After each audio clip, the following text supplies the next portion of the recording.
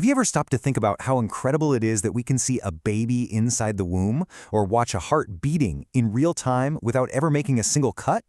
Well, it's all thanks to a pretty amazing technology that lets us literally see with sound. We're going to dive into how it all works.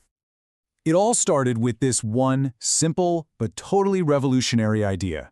What if the same tech we used to hunt for submarines deep in the ocean could be turned inward to find organs inside us? It's just an incredible story of taking a tool of war and turning it into a tool for healing. So, how does it actually work? Well, the basic idea is surprisingly simple. Just think about a bat. You know how it uses echolocation? It sends out these little high-frequency sounds and then listens for the echoes to see everything in the dark. Medical ultrasound? It's the exact same principle. It's just echolocation, but for the human body. Okay, so how does a machine take those simple little echoes and turn them into a live moving picture right there on a screen? The process is actually pretty straightforward. It all boils down to 3 basic steps. So here's how it goes down. First, there's a handheld probe. It's called a transducer, and it sends these high-frequency sound waves right into the body. Then, as those waves travel, they hit different things like organs or bone, and they bounce back, like echoes. And finally, this is the really cool part. A computer measures the timing and the strength of every single one of those echoes and almost instantly translates all that data into the live image you see on the screen. And that live picture that you're watching on the monitor, well, it has a name. It's called a sonogram. That's the final image, the picture created by all those returning echoes. So, how does a doctor actually make sense of what they're seeing? It's all about reading the shades of gray. Think of it like this. Fluids, like amniotic fluid, show up as black because the sound waves just pass right through them. No echo. Soft tissues, like your organs, they create a partial echo, so they show up as different shades of gray. But hard stuff, like bone, reflects almost all the sound, so it shows up as bright white. And it's this contrast that gives doctors a clear map of everything that's going on inside. So, knowing how it works is one thing, but it is really hard to overstate just how important this technology is. I mean, it's so common now, we totally take it for granted. But just try to imagine for a second. What would medicine even look like without it? Really, what if we'd never made that jump? What if we'd never gone from tracking submarines to looking at our own organs? The consequences for modern medicine, they would be almost unthinkable. Without ultrasound, medicine would be so much riskier and way more invasive. Pregnancies would be filled with uncertainty, with so many complications going completely unseen.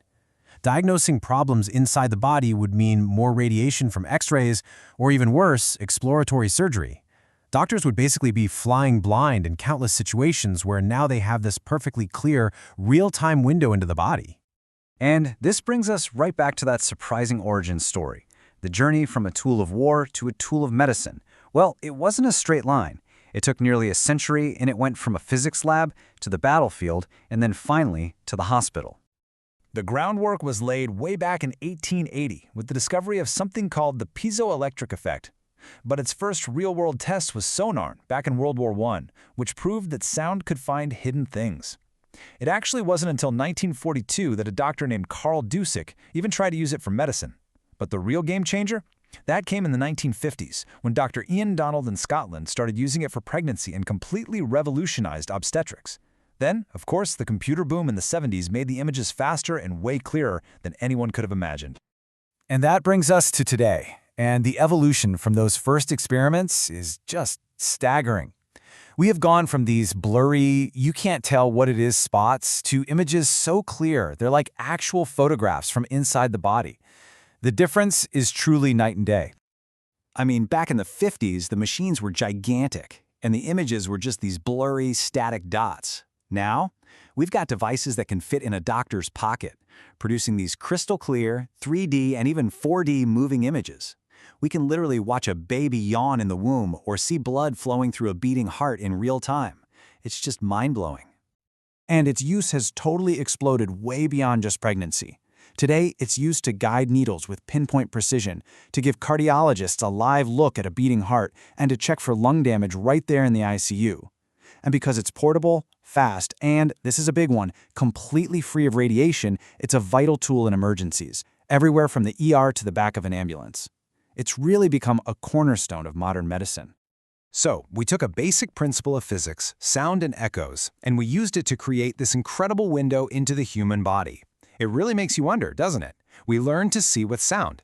What's the next sense we're going to master to explore the amazing world that's right inside of us?